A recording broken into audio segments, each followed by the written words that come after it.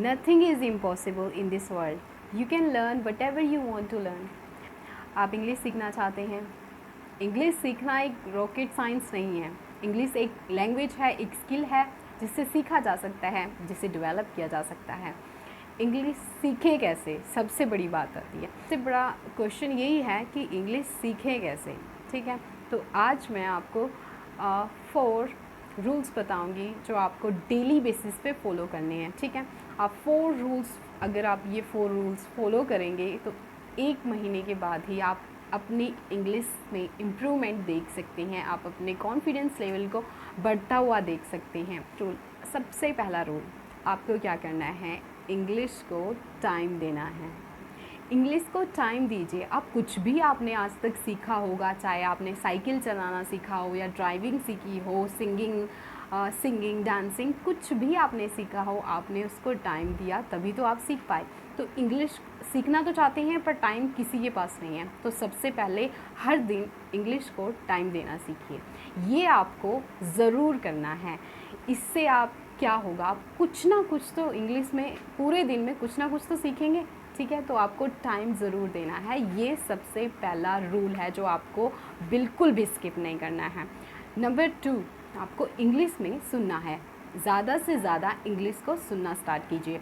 जितना आप ज़्यादा इंग्लिश सुनेंगे, इतना एक एटमॉस्फेयर क्रिएट होता चला जाएगा अपने माइंड में, आपको उसकी आदत हो जाएगी इंग्लिश सुनने की, तो आपका खुद का मन करेगा कि मैं कुछ तो बोलूँ इंग्लिश में।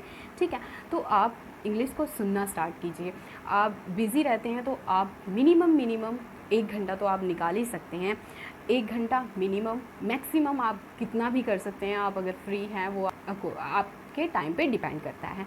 तो आपको मिनिमम 1 घंटा हर दिन देना है इंग्लिश को सुनने में। अगर आप ज़्यादा बिज़ी हैं, 1 घंटा एक साथ नहीं दे सकते, तो आप 15-15 मिनट में, 20 मिनट में, जब भी आप 5 मिनट का आपको ब्रेक मिले या 10 मिनट का ब्रेक मिले, तो आप उसमें इंग्लिश को सुन सकते हैं। अब इसमें भी सुनना क्या है, अगर आप स्टार्टिंग में ही एडवांस लेवल पे जाएंगे तो सच में आप 1-2 दिन फॉलो करेंगे, उसको छोड़ देंगे, पर ऐसा नहीं करना है।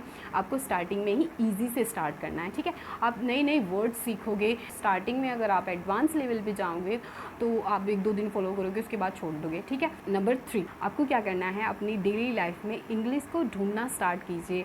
खा रहे हैं, पी रहे हैं, स्कूल जा रहे हैं, ऑफिस जा रहे हैं, आ रहे हैं, तो ट्राई कीजिए कि मैं इसको इंग्लिश में कैसे बोलूँगा।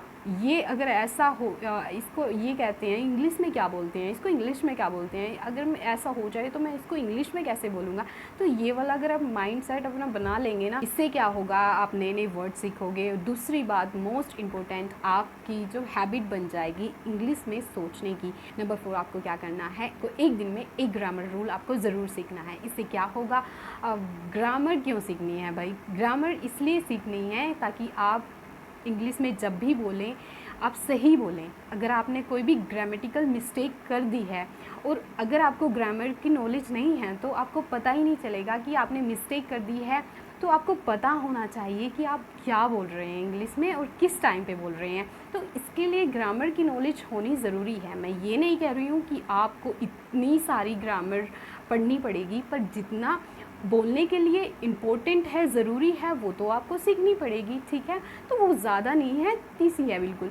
आपको इतनी सी ही ग्रामर यूज़ करनी है, इतनी सी ही ग्रामर पढ़नी है, इससे ज़्यादा नहीं पढ़नी। बोलने के लिए इतनी काफ़ी होती है। ठीक है, तो आपको हर दिन 1 ग्रामर रूल याद करना है।